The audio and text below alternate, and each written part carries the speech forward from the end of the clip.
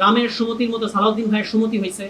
বিএনপির আমাদের স্থায়ী কমিটির সদস্য, আমাদের শ্রদ্ধাভাজন রাজনীতিবিদ, উনি লাস্ট দিন এসে বললেন, প্রধান উপদেষ্টার ওখানে আমিও ছিলাম, আমাদের সদস্য সচিব ছিলেন, যে আমাদেরকে যদি আইনি ভিত্তি দেখাতে পারেন আমরা মেনে নেব।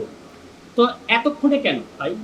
আমরা তো এই কথাটা 1 বছর ধরে বলে আসছি, জাতীয় নাগরিক কমিটি পর্যায় থেকে বলেছি। আপনারা দেখেন আমাদের জাতীয় নাগরিক কমিটির পর্যায়ে কি প্রস্তাব করেছিলাম আমরা, যে গণপরিষদ কাম পার্লামেন্টে আসতে হবে এই সংস্কার নিয়ে। টুডে অর টুমোরো আপনারা এখানে আসবেন, এটা আমরা আজকে এখানে লিখে দিলাম। এই যে আমি সারোয়ার তুষার এখানে বলছি, আপনারা নোট করেন, এখানেই বাংলাদেশকে আসতে হবে।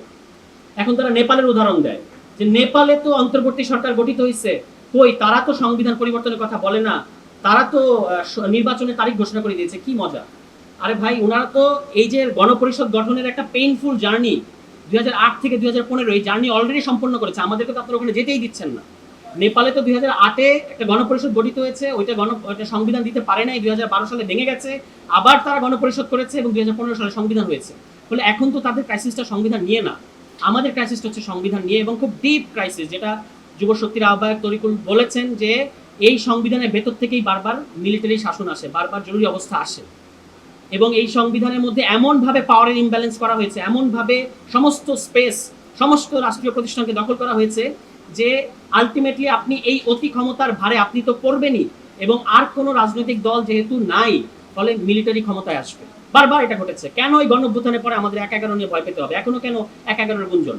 এই কারণে, যেটা মরহুম বদরুদ্দিন উমর, আমরা তাকে শ্রদ্ধা করি, কিছুদিন আগে তিনি মারা গেলেন, তিনি কিন্তু প্রফেটিক কায়দায় বলে গিয়েছিলেন যে পারপেচুয়াল স্টেট অফ এমার্জেন্সি, একটা অনন্ত জরুরি অবস্থা তৈরি করবে 72 সংবিধান। 72 সংবিধান পাশ হওয়ার আগেই তিনি এই কথা বলেছিলেন। প্রফেটিক, আমরা এখনো দেখতে পাচ্ছি ওনার কথাটা যে সত্য, ওনার কথাটা যে বাস্তব, এখনো দেখেন নানা ধরনের আলামত, নানা ধরনের তত্ত্বাবধায়ক সরকার গঠন করা হবে, ওই যে পঞ্চম সংশোধনী নাই, সুতরাং ত্রয়োদশ সংশোধনী ফিরে এসছে, ত্রয়োদশ সংশোধনীতে বলা হয়েছে সর্বশেষ অবসরপ্রাপ্ত প্রধান বিচারপতি তিনি হবে তত্ত্বাবধায়ক প্রধান। এগুলো নিয়ে নানা ধরনের নীল নকশা হচ্ছে, আমাদের অনেক গুঞ্জন আমরা শুনতে পাই, আশা করবো যেগুলো সত্য না। কথা খুব পরিষ্কার, দুটো কথা আমরা শেষ করি। এক, ডক্টর মোহাম্মদ ইউনূসের সরকারের অধীনে আগামী সুষ্ঠু নির্বাচন হতে হবে, অন্য কোনো অ্যারেঞ্জমেন্ট বাংলাদেশের ছাত্র জনতা মানবে না।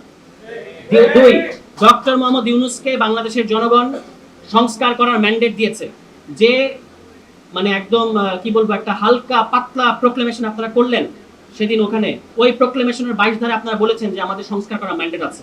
ফলে ওইটার মধ্য থেকেও আপনারা সংস্কার করার সিদ্ধান্ত নিয়ে যাবেন, এবং ইলেকশনের আগেই সংস্কার হতে হবে। আমরা বলেছি যে গণপরিষদ কাম পার্লামেন্ট হবে, সারা দুনিয়ার এরকম বহু উদাহরণ আছে যে কিভাবে গণপরিষদ এবং পার্লামেন্ট একসাথে করা যায়। আমরা বলেছি 1-এর ভিতরে 2, যেহেতু আপনাদের অনেক তাড়াহুড়া, যেহেতু গণপরিষদ নির্বাচনের পরে, সংবিধান প্রণয়নের পরে একটা সংসদ নির্বাচন আপনারা করতে দেবেন না, সুতরাং একটার মধ্যে দিয়ে 2টা হবে। এক নির্বাচনের মধ্য দিয়ে গণপরিষদ গঠিত হবে এবং পার্লামেন্ট গঠিত হবে, যারা গণপরিষদ সদস্য তারাই সংসদ সদস্য, এবং একই সাথে গণপরিষদ চলবে, সরকার তার মতো কাজ করবে। যখন গণপরিষদ আপনি 120 দিনের মধ্যে সংবিধান বানিয়ে ফেলবেন, তারপর গণপরিষদ বিলুপ্ত হয়ে যাবে। এটা তো ক্লাস 5-এর অঙ্কের মতো করে সহজ করে বুঝিয়ে দিলাম, আর কিভাবে বোঝানো যাবে? সুতরাং এই রাস্তায় আমাদেরকে যেতে হবে, আপনারা এটা আটকাতে পারবেন না। আজকে যেতে দেবেন না, এটা 2 বছর পরে এখানে যাবে বাংলাদেশ, 3 বছর পরে এখানে যাবে। এই 72 সংবিধান আপনারা যদি টিকিয়ে রাখেন, এই সংস্কারকে আবারও সাংবিধানিক ধারাবাহিকতার ভেতরে ঢোকাতে চাচ্ছেন, আমরা আপনাদেরকে হুঁশিয়ার করতে চাই যে আবারও বাংলাদেশে গণঅভ্যুত্থান ঘটবে যদি আপনারা এই সংবিধান বদলাতে না দেন। কারণ এই সংবিধানের ভেতরেই গণঅভ্যুত্থান ঘটার সমস্ত শর্ত রয়ে গেছে। এই সংবিধানে এক ব্যক্তিকে ওই প্রেসিডেন্সিয়াল সিস্টেম থেকে প্রধানমন্ত্রী শাসিত সিস্টেমে আপনি আসলেন, কিন্তু প্রধানমন্ত্রীর হাতে সমস্ত ক্ষমতা দিয়ে দিয়েছেন, এবং প্রধানমন্ত্রীর মধ্য দিয়ে একটা সংসদীয় স্বৈরতন্ত্র এখানে কায়েম হয়েছে, এখানে কোনো গণতন্ত্র কায়েম হয়নি। এই যে আজকে আমরা আলোচনা করছি আন্তর্জাতিক গণতন্ত্র দিবসে, বাংলাদেশে আমরা কেমন সংবিধান চাই? আমরা একটা গণতান্ত্রিক সংবিধান চাই, যেখানে প্রধানমন্ত্রী, ওই যে আমরা যেটাকে বলে যে বিহেভ ইয়োরসেলফ, প্রধানমন্ত্রী কিন্তু সীমা লঙ্ঘনকারী। বাংলাদেশের প্রধানমন্ত্রী তিনি হচ্ছেন একজন সীমা লঙ্ঘনকারী। তার হাতে জুডিশিয়ারি, তার হাতে এক্সিকিউটিভ, তার হাতে আপনার সংসদ, এবং তার হাতে সমস্ত রাষ্ট্রীয় প্রতিষ্ঠান। এই সীমা লঙ্ঘনকারীকে সীমায় আনতে চাচ্ছি আমরা, এটাই হচ্ছে গণতান্ত্রিক সংবিধানের ডিজাইন। সে কারণে আমরা বলেছি আপার হাউসে পিয়ার হতে হবে, সংরক্ষিত মহিলা আসনের মতো করে কোনো আপার হাউস আমরা মানব না। এবং দ্বিতীয় কথা হচ্ছে যে আপনার সমস্ত যেগুলো সাংবিধানিক এবং রাষ্ট্রীয় পদ আছে, এগুলোতে নিয়োগের জন্য মানে সাংবিধানিক একটা প্রতিষ্ঠান তৈরি করতে হবে। এনসিসি আপনারা মানেন নাই, ঠিক আছে, অন্য কোনো সাংবিধানিক কমিটি হবে। এই অ্যারেঞ্জমেন্টগুলো মেনে নিতে হবে, এবং সবচেয়ে ইম্পর্টেন্টলি এমনভাবে আমাদেরকে এই সংবিধানটা বদলাতে দিতে হবে যেখানে জনগণ হচ্ছে সংবিধানের ব্যাপারে সিদ্ধান্ত নেওয়ার মূল এখতিয়ার প্রাপ্ত, যেটাকে আমরা বলি যে কনস্টিটিউয়েন্ট পাওয়ার বা গাঠনিক ক্ষমতাটা জনগণ পার্লামেন্টের ক্ষমতার মধ্যে দিয়ে নেয়। পার্লামেন্ট একটা, তার কাছে একটা অ্যামেন্ডিং পাওয়ার থাকে, সংশোধনের ক্ষমতা থাকে, যেটা চাইলে বাতিল করে দেওয়া যায়। কিন্তু যখন জনগণের ক্ষমতায়, জনগণের উপর ভর করে আপনি সংবিধান পরিবর্তন করবেন, সেটা গণভোট হোক, সেটা গণপরিষদ হোক, সেটাকে কিন্তু সংসদ বাতিল করতে পারবে না। কারণ সংসদ বাতিল করলে সেটা প্রতি বিপ্লব হিসেবে চিহ্নিত হবে, যদি আদালত বাতিল করে তাহলে সেটা প্রতি বিপ্লব হিসেবে চিহ্নিত হবে। সুতরাং আমরা বলছি যে নতুন যে সংবিধানটা হবে, আমাদের নেক্সট পার্লামেন্ট, নেক্সট বিচার বিভাগ, নেক্সট এক্সিকিউটিভ চলবে এই সংবিধানের অধীনে, এই জুলাই সনদের অধীনে, এবং এইটার আইনি ভিত্তি, সাংবিধানিক ভিত্তি আমাদেরকে দিতে হবে। এই কথাগুলো খুব সিম্পল। আমি আমার বক্তব্য শেষ করবো। আজান হচ্ছে যে সামনের পথটা খুব মানে আমাদের একদম পিচ্ছিল একটা পথ। এই পথটাতে আমাদের খুবই সাবধানে হাঁটতে হবে। রাজনৈতিক সমঝোতার দিকে ডক্টর মোহাম্মদ ইউনূস জোর দিয়েছেন। তো আমরা আশা করব যে সমস্ত রাজনৈতিক দল এটা মেনে নেবে এবং সকল রাজনৈতিক দল এই যে গণপরিষদ কাম পার্লামেন্টের যে আইডিয়াটা, প্রস্তাব আমরা দিয়েছি, এটা তারা গভীরভাবে ভেবে দেখবে এবং এর মধ্য দিয়ে বাংলাদেশকে আমরা এই দুঃশাসন, এই স্বৈরতন্ত্র থেকে আমরা রক্ষা করতে পারবো। এই মুহূর্তে বাংলাদেশে যে ৭২-এর সংবিধান নামক যে বস্তুটা আছে, এটা একটা মরহুম সংবিধান। It is a dead constitution.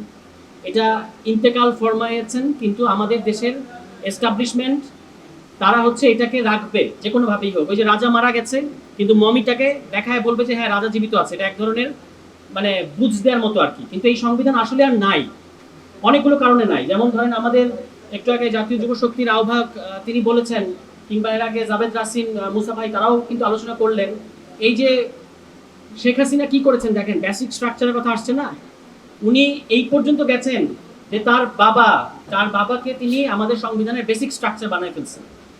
সংবিধানের ৪র্থ অনুচ্ছেদে যদি আপনি যান ৪-এর ক, সেখানে দেখবেন যে জাতির পিতা নাম দিয়ে তারা যে কাজটা করেছেন যে তার প্রতিকৃতি এখানে ওখানে রাখতে হবে, এবং এর মধ্য দিয়ে একজন ব্যক্তি একটা সংবিধানের বেসিক স্ট্রাকচারে পরিণত হয়েছে এবং তারা বলেছেন যে এটাকে পরিবর্তন করা যাবে না।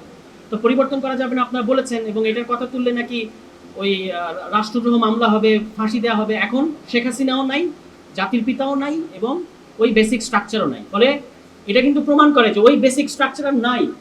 আর আমাদের দেশের বিএনপি সহ এক্সিস্টিং দলগুলো ওই বেসিক স্ট্রাকচারে সংবিধানে আমাদেরকে নিয়ে যেতে চাচ্ছেন। অদ্ভুত ব্যাপার।